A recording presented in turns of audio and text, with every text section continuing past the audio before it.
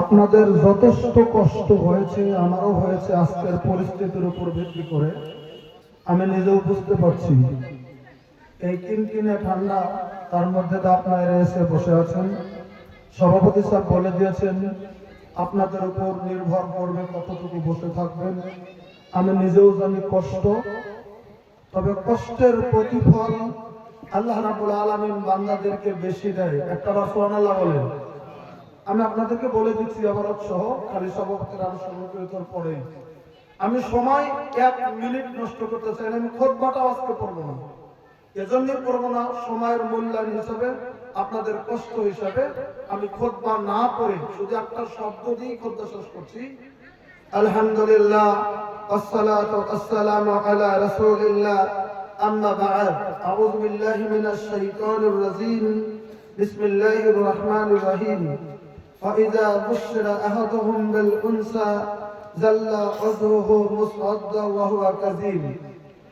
وقال النبي صلى الله عليه وسلم ثلاث من كنا فيه وجد بهن حلاوة الإيمان أن يكون الله ورسوله أحب إليه مما سواهما ومن أحب عبدا لا يحبه إلا لله ومن يكره أن يعود في الكفر كما يكره أن يقذف في النار. رواه البخاري أو كما قال عليه الصلاة والسلام.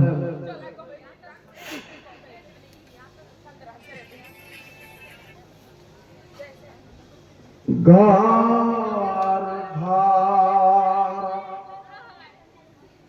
করা বান্দা, ঘর ঘর করা এনে এদিন আহিব যেদিন ধরিব সকল রই যাব পরি।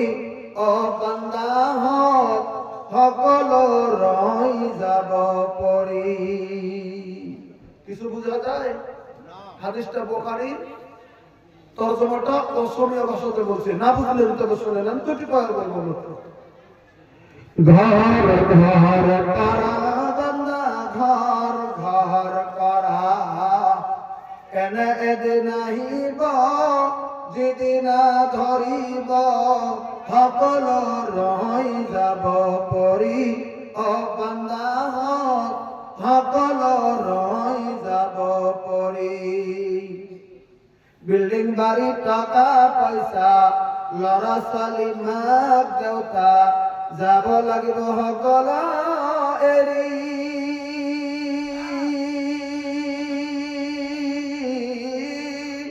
যাবহে লাগিব অকলে অকলে, যাবহে লাগিব অকলে অকলে, কোনেও না যাব লগ ধৰি। ও বান্দা কোনেও না যাব লগ ধৰি। ঘর ঘর করা বান্দা, ঘর ঘর করা এনে এদিন আহিব যেদিন ধরিব সকল রই যাব পরি। ও বান্দা সকল রই যাব পরি। উপস্থিত আজকে এই পবিত্র দিনে আয়োজিত অনুষ্ঠানের মাননীয় সভাপতি সাহেব, বিশিষ্ট উলামায়ে কেরাম, এই অঞ্চল থেকে আসা সম্মানিত মুরব্বিয়ানে এজাম, সম্মুখে বসে থাকা দিনের সৈনিকের মতো যুবক ভাইরা, পর্দার আড়ালে থাকা দিনের দরদিনী মা ও বোনেরা, অবশ্যই আল্লাহ রাব্বুল আলামিনের প্রতি হাজারো হাজারো তারিফ ও প্রশংসা। যে মহান আল্লাহ তাআলা মেহেরবানি করে আজকে এই কষ্টের মধ্যে হলেও আমাদের কিছুগুলো মায়ের সন্তানকে এই দিনে আয়োজিত অনুষ্ঠানে এতক্ষণ পর্যন্ত এই কিনকিনে ঠান্ডাতে বসে থেকে কোরআন ও হাদিসের আলোচনা শোনার জন্য তৌফিক দিয়েছেন। আমরা সবাই মিলে একবার আল্লাহ রাব্বুল আলামিনের তারিফ করি, আলহামদুলিল্লাহ। এত জোরে পড়ি ভাই, আলহামদুলিল্লাহ। আল্লাহ রাব্বুল আলামিনের তারিফের পরে আমাদের যিনি বিশ্বের নবী, সৈয়দুল মুরসালিন, রহমাতুল লিল আলামিন, খাতামান নবিয়্যিন, সাইয়্যিদুনা হযরত মুহাম্মদুর রাসূলুল্লাহ সাল্লাল্লাহু আলাইহি সাল্লামের প্রতি শত সহস্র দরুদ ও সালাম দিল থেকে মন থেকে মহব্বত করে একবার নবীর প্রতি দরুদ করি সাল্লাল্লাহু আলাইহি ওয়াসাল্লাম। একবার বলেন তো দেখি। এবার আসেন আমরা আল্লাহর তারিফ নবীর দরুদ করে নিয়েছি। আমি আগেই বলছি ভূমিকা টমিকা কিচ্ছু তো যাব না, আমি ডাইরেক্ট আলোচনা আজকে এগিয়ে যেতে চলছে, এজন্যই আপনারা কষ্ট করে এসেছেন। তবে একটা কথা, এই বাচ্চারা তোমরা একটু আসো, সামনে আসো, এই বাবা আসো তো একটু, তোমরা আসো তো আমার কাছে, আসো আসো আসো, একদম আসো, তোমরা হাতে বাঁধো, আসো আসো আসো তো তোমরা আসো, আসো সামনে আসো, আমার কাছে বসে তো তোমরা দুটো কথা বলবে, এই জন্য বসে এটা জায়গা আছে, আসো হ্যাঁ বাবা, আরে আসো কিছু না, তোমরা এই দেখুন এখানে জায়গা আছে, আসো এই যে একটা বসে তোমরা দুজন, আরে না আরে আমার সামনে সামনে আয়, এই জন্য বসো বাস, এটা এই কোপে এই কোপে এই কোপে এই কোপে এই কোপে বসো, হ্যাঁ ওটা কোপেতে, হ্যাঁ বাস বসো। আজকে তোমরাই সর্বসেরা এই মেহফিলের ছেলে, বসো আমি কেন বলছি শোনো, কেন বলছি শোনো। একজন আলেমের কথা বলেছেন, তোমরা মানদণ্ড দিয়েছ, তোমাদের সম্মান আল্লাহ রাব্বুল আলামিন বাড়িয়ে দেবে। এবার শুনুন, আমি বলছিলাম আজকের যেটা জলসা আর অন্য দিনের জলসা, অন্য দিনের জলসা শোনা আজকের জলসা শোনা অবশ্যই সমান হবে না। আমরা অন্য দিনে তো জলসা শুনি, আজকাল জলসা শুনি না, শোনা আল্লাহ রাব্বুল আলামিনের নবী বলেছেন বাশশির আল-মাশাইনা ফিজ-যুলামি বিনুরিত ইয়াউমাল কিয়ামা। আমি যতটুকু আলোচনা রাখবো এই পবিত্র কোরআনে কারীম আর আল্লাহ রাব্বুল আলামিনের নবীর হাদিস থেকে আলোচনা করার চেষ্টা করব। আল্লাহ রাব্বুল আলামিনের নবী বলে দিলেন বাশশির, হে আমার সাহাবা কেরাম ওই মানুষগুলিকে জান্নাতের খুশখবর দিয়ে দাও। সূরা একবার সুবহানাল্লাহ বলেন। আল্লাহ রাব্বুল আলামিনের নবী বললেন বাশশির, ওই মানুষগুলিকে জান্নাতের খুশখবর দিয়ে দাও। পৃথিবীর জমিনে আল-মাশাইনা ফিজ-যুলামি, যারা পৃথিবীর মধ্যে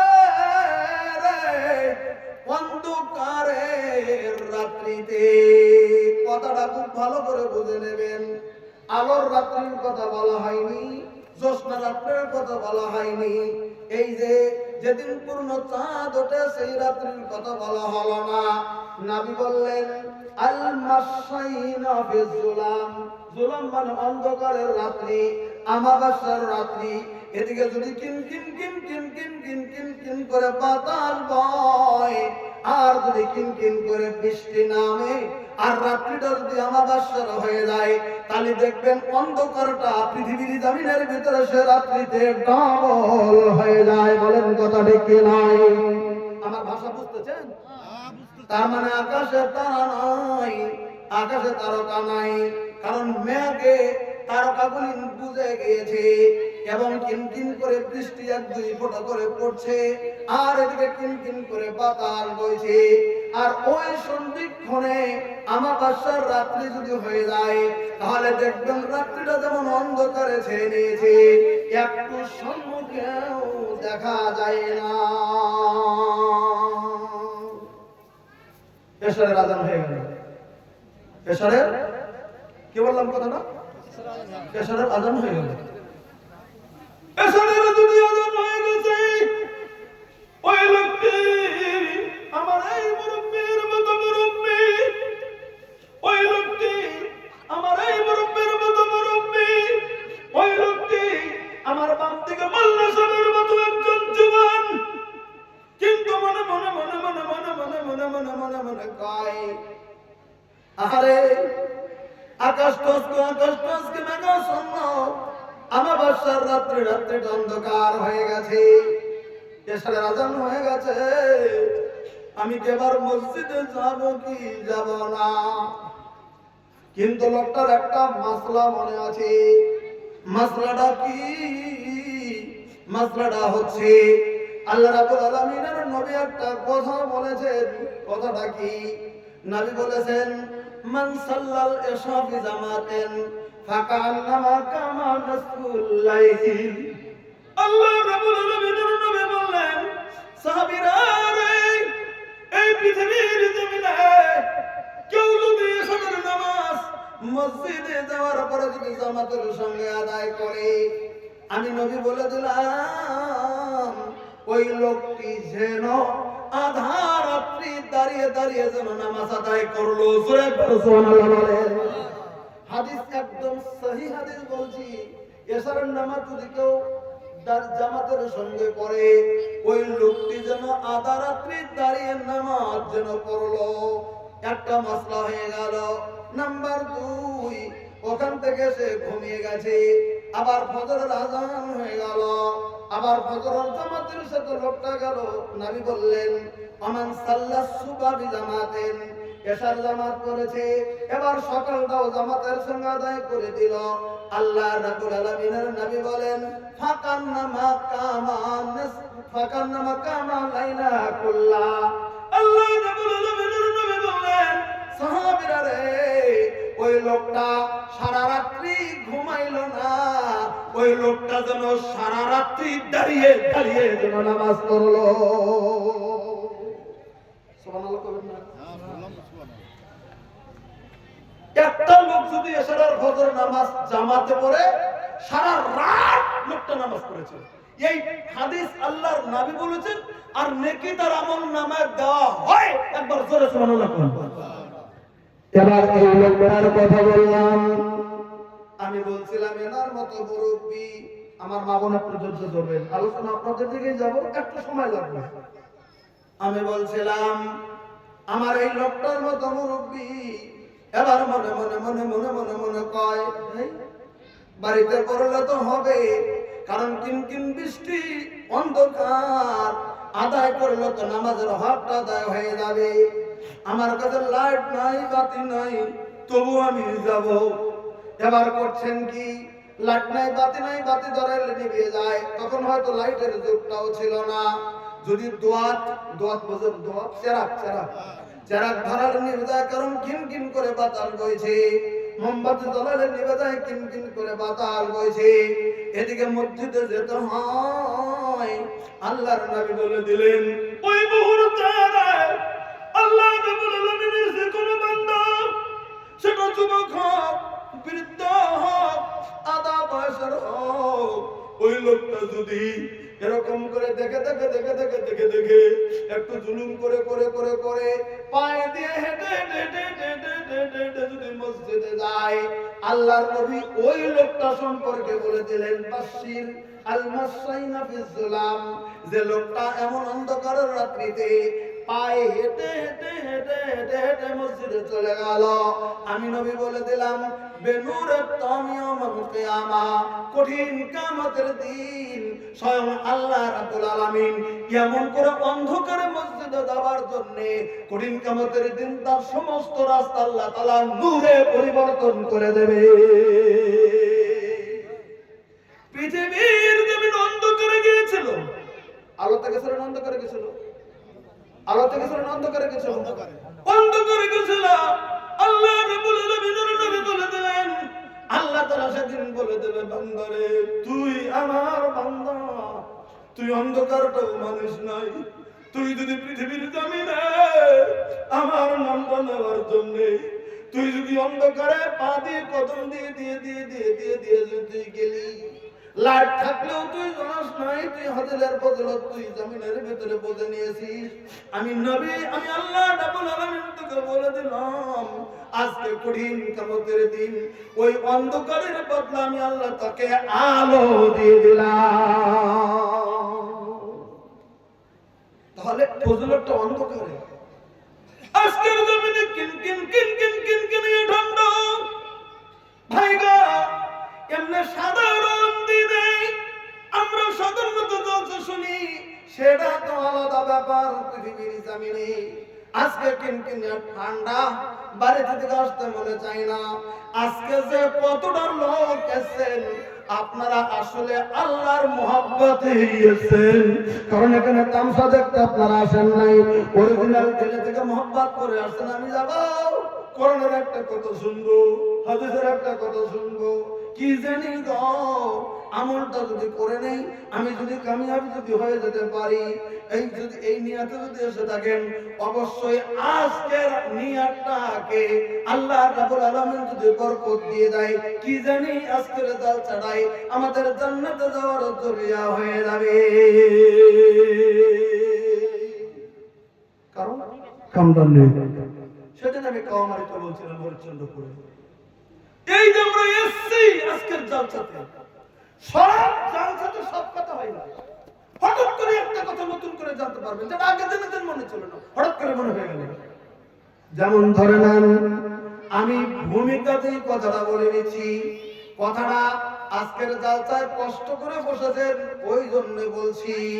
যেমন একটা যদি হাদিসের আমল যদি শুনে যান আর যদি জীবনে কাজে লেগে যায়, এতে কত বড় লাভ হবে।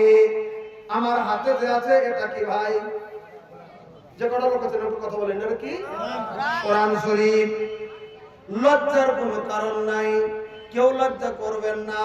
আমি এবার প্রত্যেকটা জালসাতে হাদিসটা বলে দিচ্ছি, ইউটিউবারের প্রত্যেকটা ইউটিউবেই আমার বলা আছে, এই হাদিসটা আমি বলে দিচ্ছি আমলের নিয়াতে। যেমন আপনারা এসেছেন, এটা আমার হাতে আছে পবিত্র কোরআন, বিনা লজ্জাতে বলবেন যে কয়টা লোক বসে আছেন এই কোরআনটা সহি শুদ্ধ করে কয়জন তেলাওয়াত করতে পারেন, কোরআন খতম করতে পারেন, একটু হাতটা তুলবেন। কয়টাকে যারা আছেন? 1 2 3, আচ্ছা ঠিক আছে, মোটামুটি 10%, আচ্ছা 20%, ধরে নিলাম 20%। 20% লোক কোরআন তেলাওয়াত করে জানি, এখনো আজকের বৈঠকের 80% আমরা কোরআনটা পড়া জানি না। বলেন কথা ঠিক কি নয়? আমি কি খারাপ কথা বলতেছি? আপনারা তো এটা বলতেছেন, আমরা কোরআনটা পড়া জানি না। দিলে কি কোনোদিন চায় না? আল্লাহ রাব্বুল আলামিন যে সংবিধানটা দিয়েছেন আমাদের জীবন গড়ার জন্য, আল্লাহ রাব্বুল আলামিন যে চিঠিটা দিয়েছেন, আল্লাহ রাব্বুল আলামিনের চিঠিটা একবার খুলে দেখি আল্লাহ তাআলা এই চিঠিতে কোন জিনিসটা দিয়েছে। জীবনে কোনোদিন মনে চায় না? চায়, কিন্তু এখন চাইলেও বুদ্ধি তো নাই, শিখিনি ছোট বয়সে। ঘটনাটা হয় কি হয় না? এরকম হচ্ছে, শিখিনি, কি করবো? আমি একটা বুদ্ধি দিয়ে দেই আজকে। আল্লাহ রাব্বুল আলামিনের নবী এরকম করে একটা বৈঠক চলছে, বৈঠকটা কোন সময় ছিল বুখারী তো সময়টা নির্ধারণ করা হয়নি, শুধু বৈঠকটা চলছে এটা হাদিসের ইবারতে বোঝা যায়। আল্লাহ রাব্বুল আলামিনের নবী আছেন, সম্মুখে অনেকগুলি সাহাবী আল্লাহ রাব্বুল আলামিনের নবীর কাছে আছেন। ইনদামিন সময়ে আল্লাহ রাব্বুল আলামিনের নবী একটা বাক্য বলে দিলেন, সাহাবীদের একটা আমলের কথা বললেন। আপনারা যদি প্রশ্ন করেন কোন আমলের কথা বলছিলেন নবী, আল্লাহ রাব্বুল আলামিনের নবী সাহাবা کرامকে লক্ষ্য করে বললেন, হে সাহাবীরা, শুনো শুনো শুনো, কথাটা কি ছিল নবীর? নবীর কথা ছিল আয়াযু আহাদুকুম আইয়াকরা বিসুলুসিল কোরআনে ফি লাইলা। হাদিসটা বুখারীর ইবারত খুব ভালো করে মনে করবেন। আল্লাহ রাব্বুল আলামিনের নবী বললেন, হে আমার সাহাবীরা, আমি নবী তোমাদেরকে একটা আমলের কথা প্রশ্ন করছি, আজকে দিচ্ছি। আজকে বৈঠকে যারা বসে আছো, হয়তো যোহরের পরে আসরের আগে, আসরের পরে মাগরিব, মাগরিবের পরে এশার পরে আলোচনা হচ্ছে। আল্লাহ রাব্বুল আলামিনের নবী সব সাহাবা کرامকে লক্ষ্য করে সেদিন বলেছিলেন, আয়াযু আহাদুকুম আইয়াকরা বিসুলুসিল কোরআনি ফি লাইলা। তোমাদের মধ্যে কি কেউ আছে,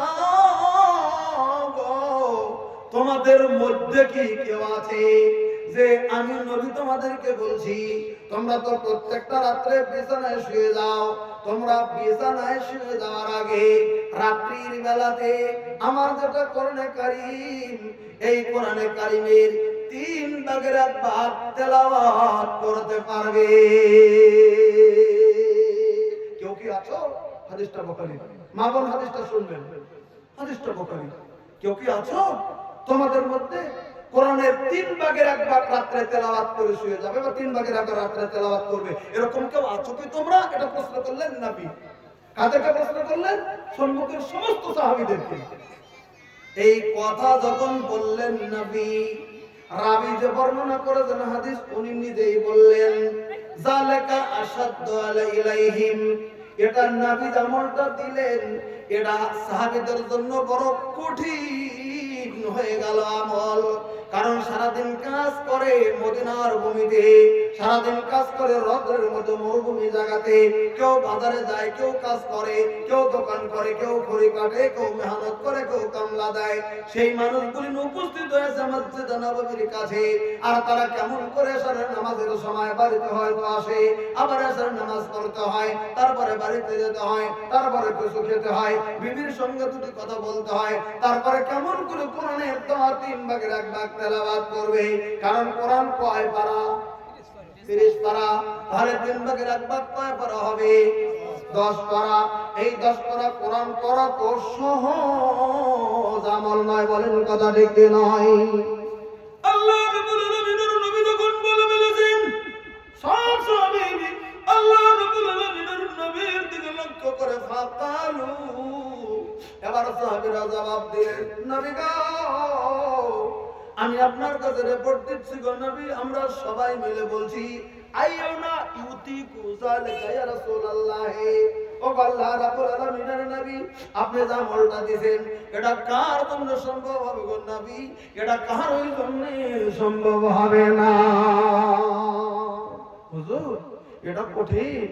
আমরা রাত্রে বিছানা শোয়ার সময় যদি এটা রেগুলার করে, আমরা কেমন করে 10 পারা কোরআন শরীফ তেলাওয়াত করে আবার বিছানা শুবো? হুজুর, এটা আমাদের জন্য সম্ভব হবে না হুজুর। কার জন্য হুজুর সম্ভব? এটা কঠিন হবে হুজুর। কথাটা যখন নবীকে জানিয়ে দিলেন, আল্লাহ রাব্বুল আলামিনের নবী তখন বললেন ফাকাল, হাদিসটা বুখারীর গুরুত্ব দিয়ে শুনেন।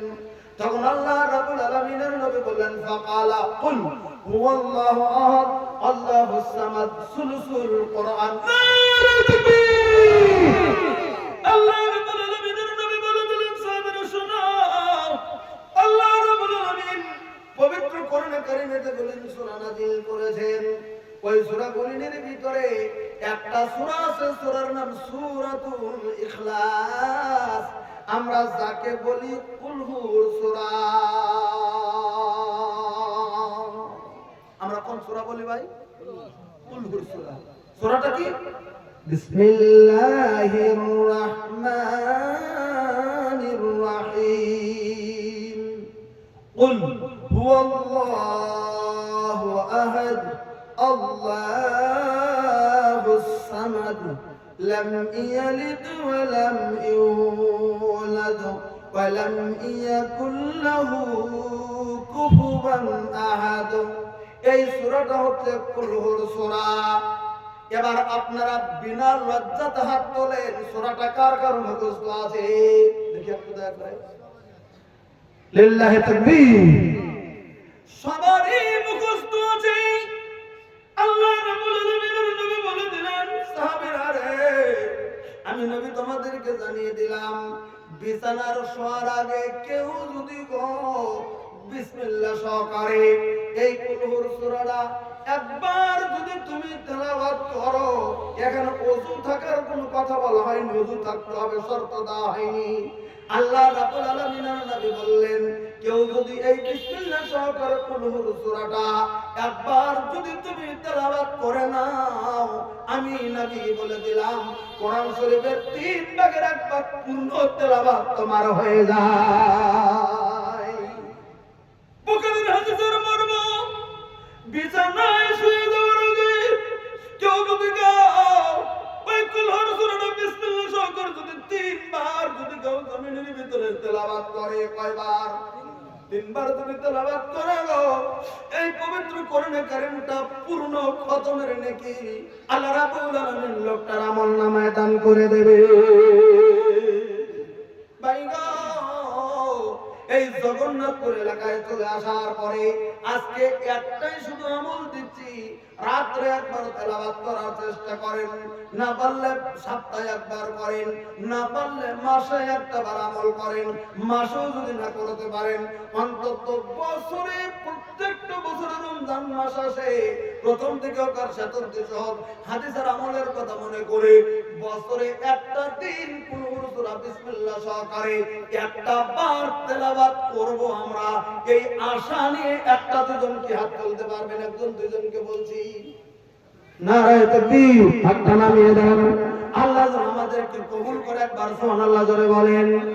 এবার আমি একটা কথা বলছি, যারা কোরআন পড়া জানেন তো জানেন, যারা জানেন না, আমরা যদি আজ থেকে 10 বছর পরে কেউ মরে যাই, কেউ যদি 5 বছর পরে মরে যাই, কেউ যদি 30 বছর পরে যদি মরে যাই, আমি মরে যাওয়ার পরে রব্বুল আলামিনের দরবারে দাঁড়িয়ে বলতে পারবো, মাবুদ মাবুদ গো, আমার জীবনে আমি তো 30 কোরআন খতম, তোমার খতম কোরআনটা আমি 30 বার খতম করেছি। কেমন করে খতম করলে তুমি? আমি জগন্নাথপুর মহাদ ইসলামিয়ার কাছে বানাত মাদ্রাসার কাছে জলসায় চলে গিয়েছিলাম। আগে যদিও শুনেছি কিন্তু মনে ছিল না। নতুন করে শোনার পরে বছরে একটা করে রাত্রি আমি বেছে নিয়েছিলাম, আমি 3 বার করে কুল হুর সূরা তেলাওয়াত করেছি। কথাটা তো তোমার শুধু ঘোষণা করে দিয়েছিল বিশ্বসাল্লাম, নবীর হাদিসটা জমিনের ভিতরে আমল করেছিলাম, যা করেছি পৃথিবীর জমিনের ভিতরে করেছি। আমার জীবনে আমি 30 কোরআন খতম দিয়েছি। আল্লাহ রাব্বুল আলামিনের কাছে বলার মতো একটা পাওয়ার থাকবে। দেখেন আমলটা ছোট কিন্তু ফজিলত কত বড়। ওই জন্য আমি বলছিলাম আজকে যে আমরা জালসায় এই কিনকিনা বাতাসের মধ্যে আমরা যে বসে আছি, একটু শুনতেছি, আমাদের লাভ না লোকসান? এবার বলেন কি ভাই, আমাদের লোকসান নাই। নাম্বার 2, কোরআনে কারীমের ভিতরে সূরা আনফাল আল্লাহ রাব্বুল আলামিন স্পষ্টকরণ করে বলে দিয়েছেন 2 নাম্বার লাভ বলছি।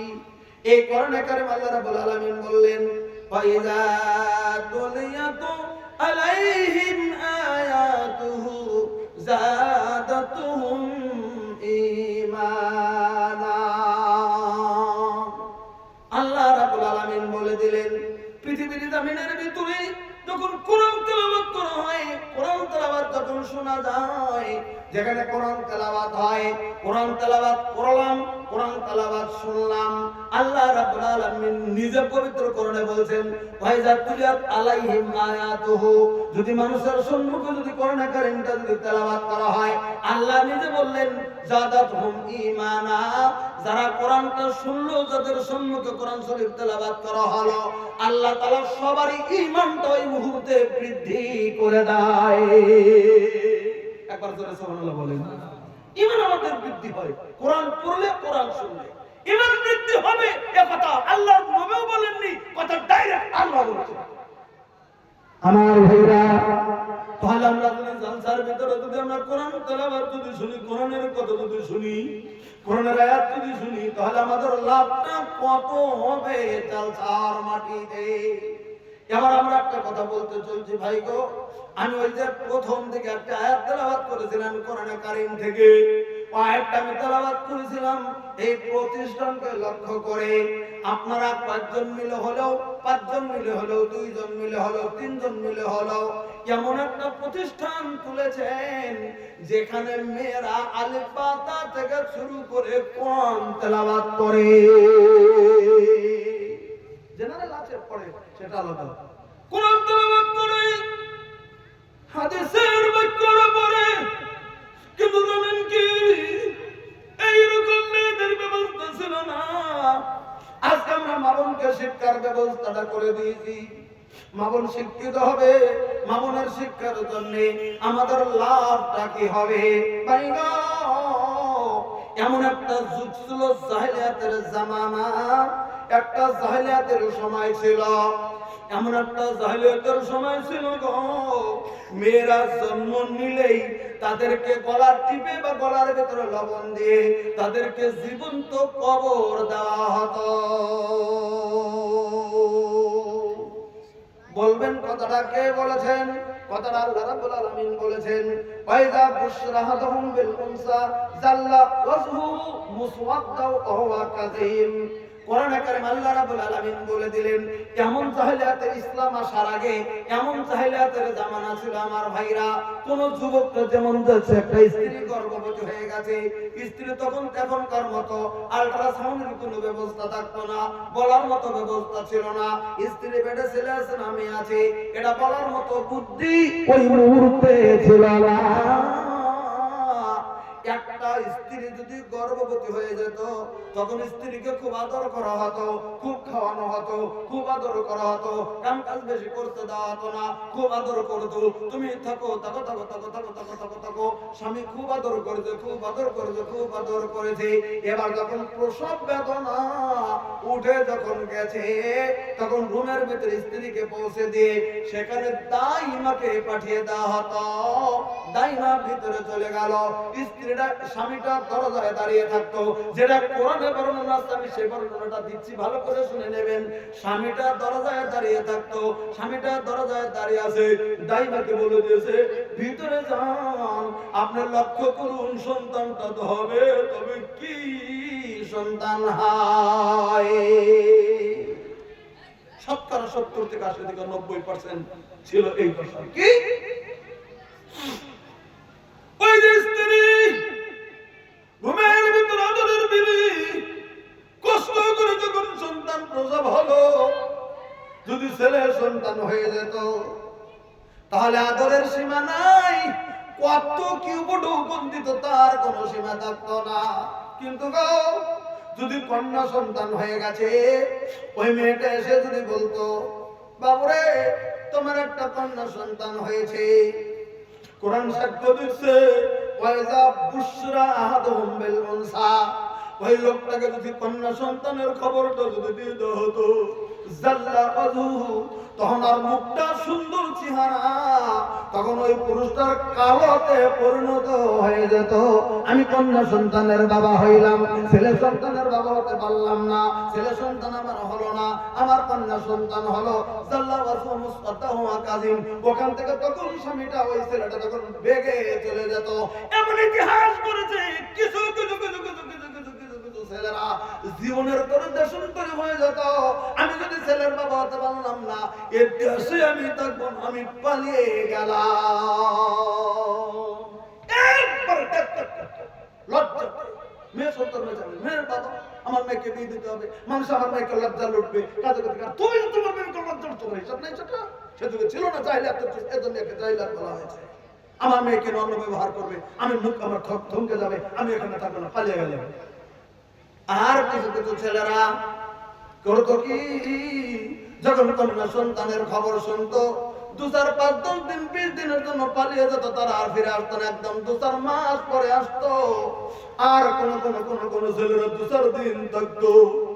আবার কোন কোন কোন কোন কোন কোন স্বামী সঙ্গে সঙ্গে দাইমাকে ডেকে আনতো, একটু নেমক নিয়ে যাও, আল্লাহ করে নিয়ে যাও, আমার এই বেবিটার গলার ভিতরে দিয়ে দাও, মরে যাবে দাফন করে দেব, আমি কন্যা সন্তানের বাবা হতে চাই না। দেখলেন? আবার কিছু কিছু কিছু কিছু লোকেরা বলতেছে সন্তান দাও, যখন সন্তান কোলে দিয়েছে সন্তান থেকে কোলে করে নিয়ে নর্দমায় ফিকে দিয়ে মেরে দিয়েছে। একটু বাবার দিলের ভিতরে দেওয়া হয় নাই, কারণ তারা মনে করত আমি লজ্জা করেছি। ভাইগা এমন জামানা ছিল, এমন জাহেলিয়াতের জামানা ছিল, কন্যা সন্তান গুলিনকে এমন করে তাজা মেয়েদেরকে পৃথিবীর জমিনের ভিতরে কারণ করে কবরের ভিতরে তাদেরকে ফেলে দেওয়া হতো, কাতারের ভিতরে তাদেরকে দিয়ে দেওয়া হতো। এমন অনেক ইতিহাস জমিনের ভিতরে ঘটেছে। একটি হাদিসের আবার আপনাদেরকে শুনিয়ে দিচ্ছি। আল্লাহ রাব্বুল আলামিনের নবীর একজন সাহাবী, তার নাম হচ্ছে হযরতে কাইস ইবনে আসিম, নামটা মনে রাখবেন। মদিনাতুল মুনাওয়ারাতে আল্লাহ রাব্বুল আলামিনের নবী মদিনাতুল মুনাওয়ারাতে যাওয়ার পরে এই লোকটা ইসলামের বর্ণনা শুনে আল্লাহ রাব্বুল আলামিনের নবীর কাছে চলে এসেছে। কাইস ইবনে আসিম আল্লাহ রাব্বুল আলামিনের নবীর কাছে আসছে। ও আল্লাহ রাব্বুল আলামিনের নবী, উনি তাইমি বংশের ছিলেন। আল্লাহ রাব্বুল আলামিনের নবীর কাছে এসে আল্লাহ রাব্বুল আলামিনের নবীকে বলতে শুরু করে দিলেন, নবী গো, আমি আপনার একজন সাহাবী, আপনার কাছে আমি কালেমা পড়ে মুসলমান হয়ে গেলাম। তিনি যখন মুসলমান হয়ে গেল, ওই মুহূর্তে আল্লাহ রাব্বুল আলামিনের নবীর কাছে বলতেছেন, হুজুর, আমি একটা রিপোর্ট আপনার কাছে দিয়ে দিতে চাই।